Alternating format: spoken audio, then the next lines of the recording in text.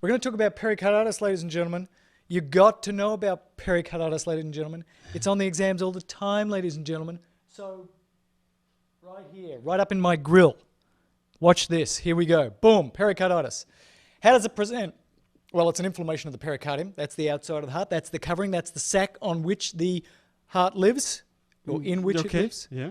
Mm-hmm. Okay? So when that's inflamed, you get chest pain. It's sharp. Sure it often radiates to the neck. It can radiate to the neck, and when you swallow, it can hurt. It's classically better when you sit up, and I think of the heart being lifted off the back of the chest. That helps. So better when you go forward. Lean forward. They'll classically have a low-grade temperature because this is often caused by viruses. And they'll have diffuse ST segment changes, particularly ST segment elevation. Viral is probably the most common cause, but post-MI can do it, that Dressler syndrome. It can be post-radiation. It can be uremia. It can be connective tissue diseases. There's a whole huge list, but viral is almost certainly the most common cause. And it is classic to have this rub. As you've got an inflamed pericardium, it makes this rubbing noise. When you put your stethoscope on there, you go, ooh, what is that thing? It's the friction rub. Friction rub. And then the attending comes over and they go, there's nothing there. And then you put your stethoscope on it. So it comes and goes. But it's also classically heard best when you sit up and lean forward. All right, so that is sort of the quick and dirty. There should be, and this is an important concept, no troponin leak. If you're diagnosing pericarditis and their trope is 2 and the normal for your hospital is 0.1, that's not called pericarditis. That's called myocarditis. There's inflammation of your heart. Pericarditis should have no trope leak. Here is the classic EKG findings. So you have ST segment elevation everywhere, but in the stages, the first thing to actually happen, and it doesn't show up great here, is you have PR depression. That's the first thing that happens. Then you get ST segment elevation, which pretty much occurs everywhere. And then stage 2, and this is on exams because this doesn't happen in reality, it returns to baseline, comes back to normal. Stage 3, the T waves become normal. Tommy, you know you're on that, right? And stage 4 is normalization. Yeah, do we need to just do this one again? Yeah, let's do that EKG again. Just pull it out to it's obvious when it's just a one shot, Tom. All right, Tom's trying to follow your cursor, but it was no, it's never going to happen. So here's the EKG of pericarditis. Yeah. Now, there are 4 stages of pericarditis, which in the textbooks you go through. Stage 1, 2, 3, 4. It doesn't happen in reality. And it's really annoying that they keep sort of asking questions on this because you can have a normal EKG, you can have an abnormal EKG, you don't go through these stages. But for the exams, know this. The first stage is PR depression. So you might be able to see here that the PR interval is a little depressed. Remember that the baseline of the EKG is the T to P segment. It's this segment in here. So if you run it back, then you might convince yourself there's PR depression. Then you also get in stage 1 ST segment elevation, classically diffuse all over the place and kind of bad looking ST segment depression. Sometimes with this sort of smiley face morphology, I suggest you watch the TABIS EKG section to hear more about that. In stage 2, the ST segments and the PR interval comes back to normal. In stage 3, your T waves, which were inverted, now come back to normal. And then in stage 4 is normalization. But remember, it never occurs like this except in exam. The treatment for this most of the time is find the underlying cause, fix the underlying cause, give them some non-steroidals, but make sure you echo them because they can get big pericardial effusions and develop pericardial tamponade. Myocarditis, on the other hand, many of the same causes as pericarditis, can look a lot like pericarditis, but in this case you have inflammation of the myocardium. In this case, you have a positive troponin. And in this case, you often will have a reduction in systolic pumping capacity because you've inflamed the heart itself, not just the pericardium. All right? So I think of it as pericarditis' evil twin brother. And the diagnosis is on echo, reduced ejection fraction. The EKG is non-specific. The troponins are classically positive. And then sometimes they have to do a myocardial biopsy and see if there's an inflammation in there. So pericarditis, no trope positive. Myocarditis, trope is positive, and you can have myopericarditis. So you can have some of the EKG findings of pericarditis, but also have inflammation that's extending down into the myocardium. Is that clear, ladies and gentlemen, boys? Gorgeous. And the girl? Nailed it. Why don't we take a break right there then? Some are reversible, some are not. I'm going to take a little break. A little parched. Good times. Which camera are you on? Which one? Which? Go. What? We're on the one Which right camera? Boom. Right in front There's of some. Wow. Boom. Hard Hypertensive emergencies, ladies and gentlemen, boys and girls. Let's get into this. Okay. There are these classic diseases which go with hypertension. They both cause and can make the hypertension worse. Here's kind of the list. You think about aortic dissection is often associated with hypertension. Encephalopathy, which I think is the only pure form of hypertensive emergency. Okay. You've got brain swelling because your blood pressure is so high. There's malignant hypertension, which is really not a disease for emergency medicine. It's really high blood pressure and papilledema. It's not something that we need to fix in the emergency department if there's no other symptoms. You've got acute coronary syndromes and high blood pressure. You've got pulmonary edema and high blood pressure. You've got stroke, hemorrhagic or non-hemorrhagic stroke. You've got renal failure and high blood pressure. And you've got preeclampsia. So this is sort of the classic list. And the way people get into trouble is that they think, well, it's a hypertensive emergency because it's on this list. I'll just treat them all the same way. Yeah. And the old way was like, I'll just give them nitroprusside. But that's really, I don't think, the right way to think about this, because we treat these differently. Because although hypertension may be very important in the pathophysiology and even in the cause, we treat that hypertension very differently. So I want to do this summary. You can read about hypertensive emergencies in other places, but I think this is the key summary, ladies and gentlemen, boys and the girls. First of all, if you've got hypertension, bad hypertension, and badness in your head, in Australia we call that the scone box. If you've got hypertension plus badness in your head, The place is upside down. then you want to reduce the blood pressure once you decide, okay, I better get the blood pressure down. Usually you reduce it about 30%. The prototypical thing here is somebody who's had a intracerebral bleed, or somebody has true, pure hypertensive encephalopathy. You don't want to bring it all the way down to normal. You bring it down about 30%. The old school drug you'd use for that is nitroprusside. It's a very potent arterial vasodilator. It's got some downsides to it we're going to talk about in a second, but it's very potent and it's very titratable. The new school one, Aaron, is Nicardipine. nicardipine, which is just like diltiazem, but it's kind of like diltiazem for the brain. Dilt for there's the brain. two both good choices. Medical humor. It's so funny. Now, if you've got hypertension and like in this animation, you're dissecting, you're having a bad day. So hypertension plus dissection is bad. Now, That's Aaron bad. says these are very distracting. So once it's finished and You're the gonna word stop bad it. comes up, we stop. Yeah, it is distracting. Oh, yes. sorry, I missed Thank you. Thank you. So hypertension plus dissection. Here's the key thing you have to do for these people. Yes, I have to get their blood pressure down if they're those 1/3 to a half that are hypertensive. But what you do first is you beta block them to reduce the shear stress, and then you give them some vasodilator, afterload reducer, like nitroprusside. So you beta block first, then you reduce their blood pressure. Because if you give the nitroprusside first, theoretically, that actually increases shear forces. So beta block first, then something like nitroprusside or labetalol, for example. Is there a pause between the two administrations? Yeah, you kind of just sort of slow them down a little bit, maybe 60, 70, and then you start going. Just the beta blocking itself often brings their pressure down. A lot of people would use a single agent in this, for example, labetalol, which is, drops your blood pressure and beta blocks you at the same time. I feel like Tom's questions are getting so sophisticated that he might be pretending to be a doctor in a Guatemalan, Was that not somewhere. It's a very somewhere good question. practicing I was with a- curious. We have to Yeah, be I know you careful were, that he's yeah. not doing inappropriate genital exams. Well, there was or that. anything. There was that 911. one procedure I did. Just that one. There was that once. Hello, that one. police. Band camp.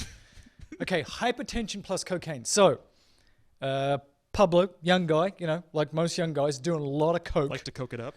And so when he does too much coke, he gets really hypertensive. He comes to your emergency department, he's agitated, he's got a huge blood pressure.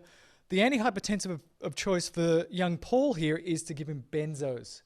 Benzos. Bring him down. Then if you can't bring him down with the benzos, something like phentolamine, because you've got a lot of alpha effect, you've got a lot of alpha constriction. The phentolamine is a pure alpha agonist. It'll vasodilate him.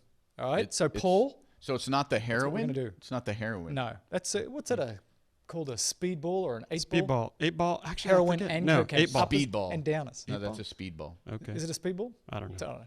8-ball is an amount. Oh. Oh, well, You there guys you know go. a lot about this. Anyway, let's go on. Let's continue on. Paul, bring it in. I want to show you something. I don't know if you can see this here, but right around.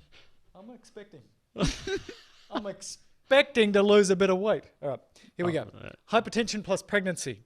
If you've got hypertension in pregnancy, there's hypertension of pregnancy, then there's preeclampsia, and then there's eclampsia. But if somebody comes in, they're really sick, high blood pressure, the answer is usually this is preeclampsia or eclampsia if they're seizing, and you give them MAG. You deliver the baby. The classic ones, if you're going to give an agent, is hydralazine. That is mostly because that's what they've always given in OB, not necessarily because it's the best thing. Yeah. And more recently, the OBs have been liking labetalol. So little MAG, you need to think about delivering this person if they're really sick in their near term, hydralazine and labetalol. Okay. If you've got hypertension and acute coronary syndrome, or hypertension plus acute pulmonary edema, basically you just think about it as, well, this is an acute coronary syndrome, or it's pulmonary edema, I treat it the normal way. Our The favorite way. antihypertensive you're going to use is IV nitroglycerin. You're going to go Love it. up high. Remember that 50 mics a minute of nitro is peeing in the wind. Let's Get it see, up to I'm peeing in the 200, wind. 300. That's way- not good. Which way is Peeing the wind in the going? wind is not good. Peeing into the wind is bad. Bad. Peeing away, wind behind you peeing. You can't really. problem. You know what? This is not. I Peeing can't in. figure it out unless I experiment. But we'll do Yeah, it later. We'll do that later. Let's talk about labetalol for a second here. So let's talk about labetalol, shall we? So we really like labetalol for lots of reasons. It's both an alpha and a beta blocker. But remember that it's mostly an 8 times more beta than it is alpha. And that's important, for example, if you overdosed on cocaine with both alpha and beta effects. If you block just the beta effects, you might have unopposed alpha and hypertension that gets worse. It has an onset of action which is only about 5 to 10 minutes, so we like that. It's very short. It has a short half-life, so less than about 6 hours is its half-life. So that's also good. You don't get tachycardia because of those beta blocking effects, which is a problem with some of the other agents. And remember, you can't use it in things where other beta blockers are contraindicated, so CHF, asthma, heart blocks and that kind of stuff. So labetalol, great in a lot of hypertensive emergencies, but remember this is the key thing for the exams. More beta than alpha, no UZI in the cocaine, for example, or the monoamine oxidase inhibitors, that kind of stuff, where you can get unopposed alpha. So it's actually a bit controversial about this cocaine and labetalol, but for the exams, very conservative. Don't use labetalol as a single agent in a cocaine. We should change your penmanship into a font because it's so attractive. Yeah, I think, it's like It should they be should make a font. documentary, call it like Helvetica, and then me just drawing stuff. Helmetica. So let's do sodium nitroprusside, right? So we really like this drug. We like this a lot because it is mostly an arterial, so ART, arterial dilator. It mostly works as an arterial dilator. It also does venous, but it's mostly an afterload reducer, arterial vasodilation. Short onset, like 1 to 2 minutes, this puppy starts working when you give it IV. Has a really short half-life, so you turn it off and it goes away, so it's T1/2 as in minutes as well, so it's really short, so that's nice. The key thing about it, though, of course, that we have to remember is that it produces cyanide metabolites. So cyanide metabolites are a big problem for this puppy. Not a problem in a normal patient with normal renal function, but if you've got bad renal function, over 6 or 8 hours, you can get significant cyanide metabolites. It also produces this problem where it's very photosensitive, so you have to wrap it in silver foil because it'll degenerate and won't work very well. And it can produce tachycardia. Remember we said in labetalol it doesn't produce so much tachycardia, so tachycardia can be a problem. It's an old standard. There are actually newer drugs which are probably better in a lot of circumstances than sodium nitroprusside. But the key thing is afterload reduction, very short half-life, cyanide metabolites. But it's used a lot in combo, for example, with beta blockers when you have, say, a dissection. All right, so it's used a lot, still a lot today. So I've decided what I'm going to do with your font. I'm calling it a font that is unreadable and spells everything wrong. Yes. Melvetica. Melvetica. Thank you. From now I on. like that. I think we might have another one. All right, let's talk nicardipine, shall we? Nicardipine we like. Now, a lot of people don't use this drug, but it's a great antihypertensive drug that's used in patients basically who have something bad in their head and high blood pressure. So if they've got something bad in their head plus hypertension, this is the drug that they're going to use most of the time. Think of it like DILT. It's basically DILT, and it's the same in terms of dosing and everything. So it's very much like DILT, but for the head. So it doesn't reduce cardiac contractility very much at all. It mostly affects the coronary and cerebral circulation.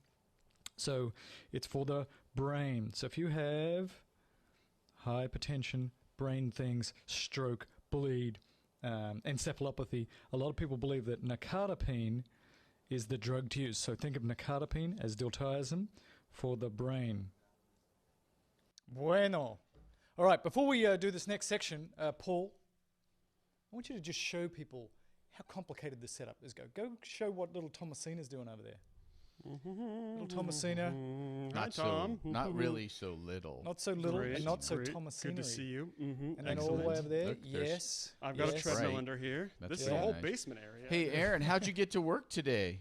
Oh, yeah. Oh, shit. yeah. Let me just, I got to do this. Yeah. Hang on. Let me turn on the other mic. Right. So you're catching that mic there, Tom? Yes, sir.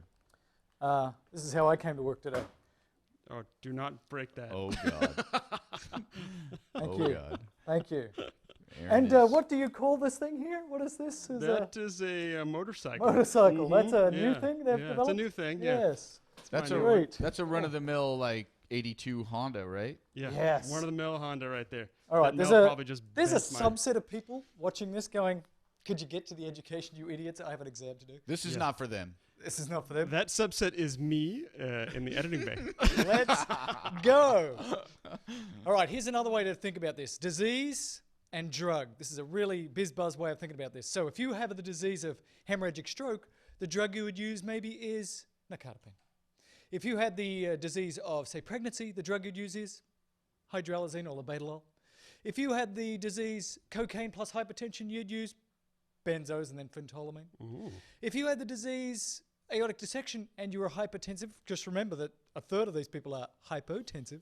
Don't If tell they're me what to do. hypertensive plus aortic dissection, you're going to beta block them, and then you're going to give them nitroprusside. Mm-hmm. And then if you have pulmonary edema and hypertension, you're going to give them nitrates. Tom, you got a question? Since when is pregnancy a disease? Well, you know, I mean, Oh, pregnancy sweet. complication. I mean, Good eclampsia. I call. mean, it's a good. Please it's a good direct all pickup. your emails to Mel Herbert at.